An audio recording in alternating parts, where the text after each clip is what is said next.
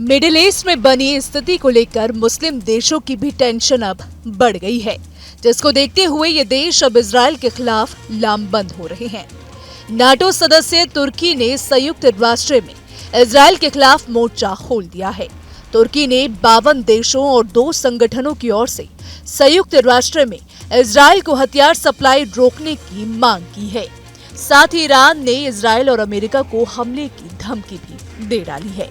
दरअसल गाजा में 1 साल से जारी जंग के बीच अरब और मुस्लिम मुल्क इजराइल के खिलाफ लामबंद हो रहे हैं।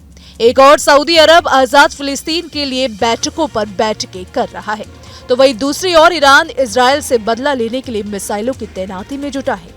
इजराइल के खिलाफ मिशन में अब नाटो देश तुर्की भी कूद पड़ा है। उसने संयुक्त राष्ट्र में इजराइल को हथियार सप्लाई रोकने की मांग के लिए पत्र सौंपा है। इस लेटर में 52 देशों और 2 इंटर गवर्नमेंट संस्थाओं के हस्ताक्षर हैं।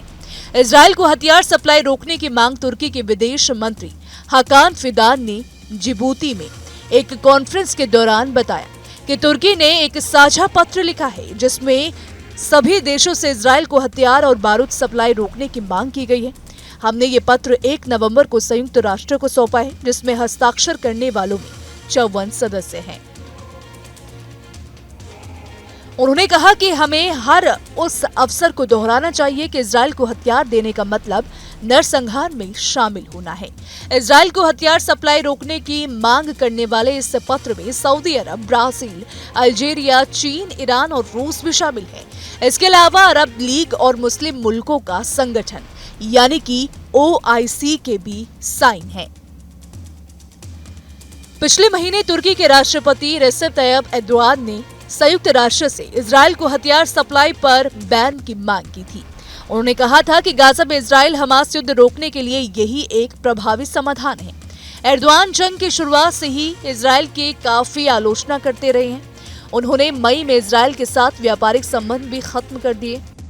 वहीं इजराइल के कुछ सहयोगियों ने भी इजराइल को हथियार सप्लाई रोक दिया है, जिससे सबसे प्रमुख नाम फ्रांस का है। फ्रांस के राष्ट्रपति इमैनुअल मैक्रों ने पिछले महीने इजराइल को हथियार सप्लाई पर प्रतिबंध लगाते हुए कहा था कि गाजा में संघर्ष खत्म कराने का यही एकमात्र रास्ता है। इससे पहले सितंबर में ब्रिटिश प्रधानमंत्री कीर स्टारमर ने भी कुछ हथियारों की डिलीवरी रोक दी थी। हालांकि ब्रिटेन में भारी विरोध के बावजूद ब्रिटेन की लिबरल सरकार ने अब तक इजराइल पर हथियार सप्लाई पर पूरी तरह से रोक नहीं लगाई है। इसके अलावा कनाडा के विदेश मंत्री मेलोनी जोली ने भी सितंबर के महीने में ही इजराइल को मिलने वाले 30 हथियारों के परमिट पर रद्द कर दिए हैं। तो फिलहाल अब इसको लेकर आप क्या सोचते हैं? आपकी क्या राय है? आप अपनी राय कमेंट सेक्शन में जरूर बताइएगा। वीडियो पसंद आए तो वीडियो को लाइक और शेयर करना ना भूलें। साथ ही हमारे चैनल को सब्सक्राइब कर लें, बेल आइकन को प्रेस कर लें, ताकि हर एक अपडेट सबसे पहले आप तक पहुंच सके। न्यूज नेशन अब व्हाट्सएप पर।